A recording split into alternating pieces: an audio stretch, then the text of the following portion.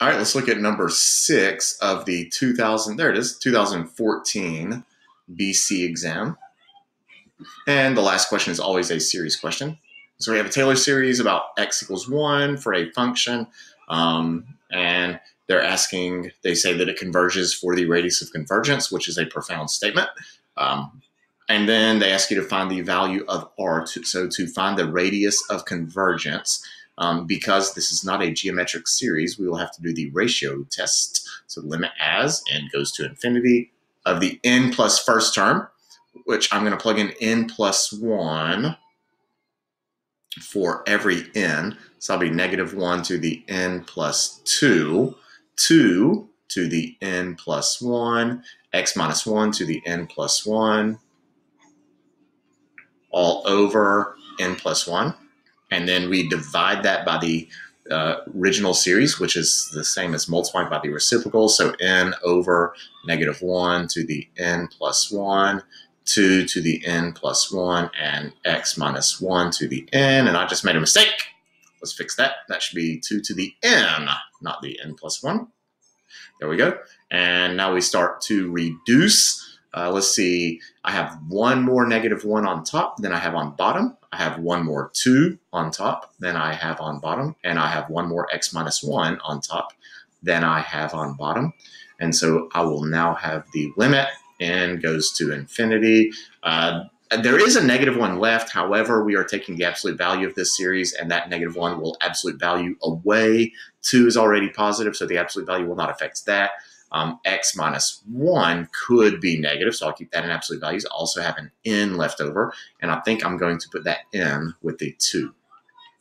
So I have 2n absolute x minus 1 all over n plus 1. And we are comparing degrees on top and bottom, and this is a limit that is a function of n. The degrees are 1 on top and bottom, so the coefficient on top is 2 absolute x minus 1. On bottom, it's 1. So the answer to the limit is 2 absolute x minus 1. And the ratio test shows convergence when the answer to the limit is less than 1. We will divide by 2 to get absolute x minus 1 is less than 1/2. And here they are very nice because they asked for the radius of convergence. They did not ask for the interval of convergence. And so now I can say with confidence that the radius is 1/2. When you work your ratio test down to absolute value stuff less than a number, the number is the radius. And they were actually doubly nice. Not only did they ask for the radius instead of the interval, they also defined the radius of convergence, which is very nice because they should not have to tell you this, but they did. And so there's another hint that once you work it down to absolute x minus 1 less than something, that you are looking at your radius of convergence. So let's move on to part B. Find the first 3 non-zero terms in the general, so there's a little bit of extra work, for f prime, the derivative of f. So I think what I want to do for this one is I'm going to start by writing the terms for f, and then I will differentiate that. So f starts when n is equal to 1, so negative 1 squared would be positive. 2 to the first, so it's 2 over 1 times x minus 1 to the first. And then my next term, this will alternate. So when I plug in 2 for n, I have negative 1 cubed, which is negative 2 squared, which is 4 over 2 times x minus 1 squared. And then plus negative 1 to the fourth. I'm plugging in 3 for n, so it's going to be positive 2 cubed is 8 over 3 x minus 1 cubed. And I'm looking at this, and in my mind, I'm already doing the derivatives because it does specify to get the first 3 non-zero terms.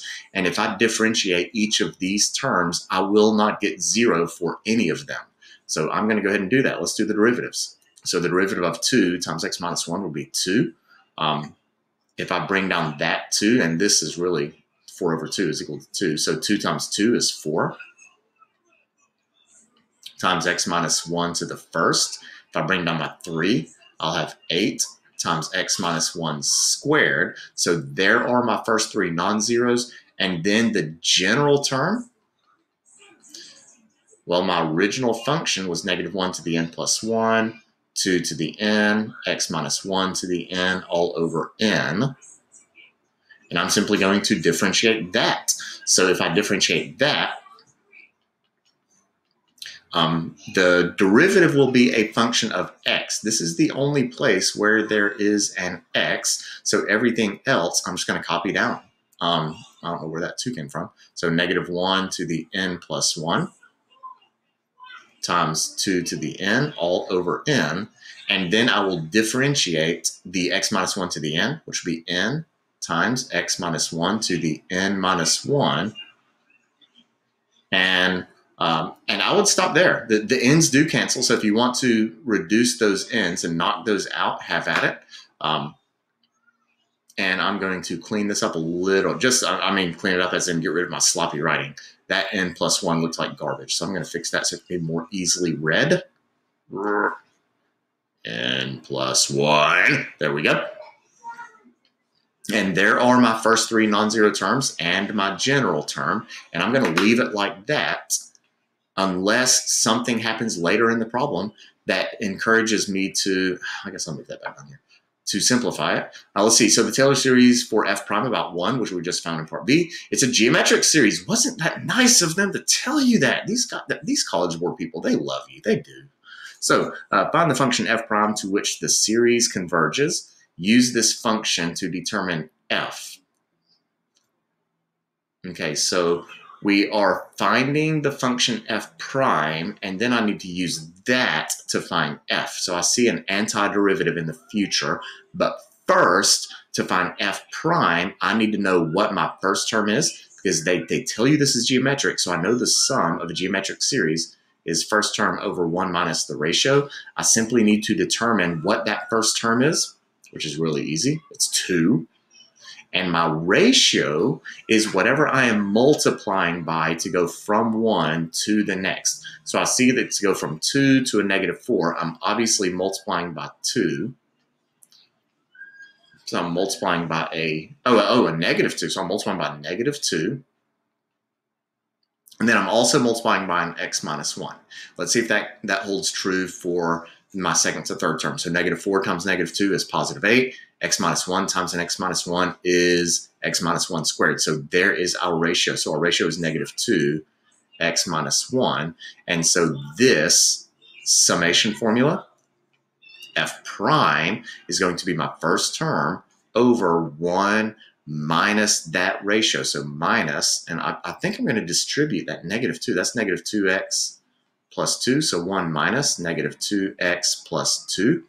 And there's your f prime. We have f prime, and I would like to stop with that, as ugly as it is. However, it does ask you to find f as well. And so if this is f prime, I'm going to have to integrate this, and it will be a lot easier if we clean that up. So that's going to be 1 plus 2x minus 2 in the denominator. So what is that, 2x minus 1? I want to make sure I didn't make any mistakes there. Yes, that's 2 over 2x minus 1, and there's my f prime. That means that f is going to be the antiderivative of 2 over 2x minus 1. And boy, this is a nice, easy antiderivative. I see that I have a fraction, and the top is the derivative of the bottom. That means that my function f of x is the natural log of 2x minus 1 plus c,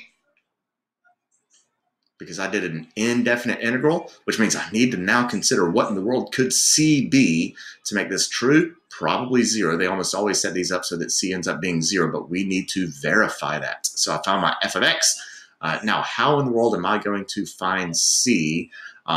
Well, if the Taylor series is centered about 1, that means that f of 1 would be 0. F of 1 is going to be 0. And if you don't believe me, try plugging in 1 for x. You will have 0 to the n power with n's starting at 1. And so you would have all zeros. So f of 1 does indeed equal 0. So let's consider that. F of 1 would equal the natural log of 2 times 1 minus 1 plus c is supposed to equal 0. That means that c is equal to 0. Therefore, I was correct. Your c is 0 in this case, and f of x is the natural log of 2x minus 1. And we have our f prime and our f, and we are done.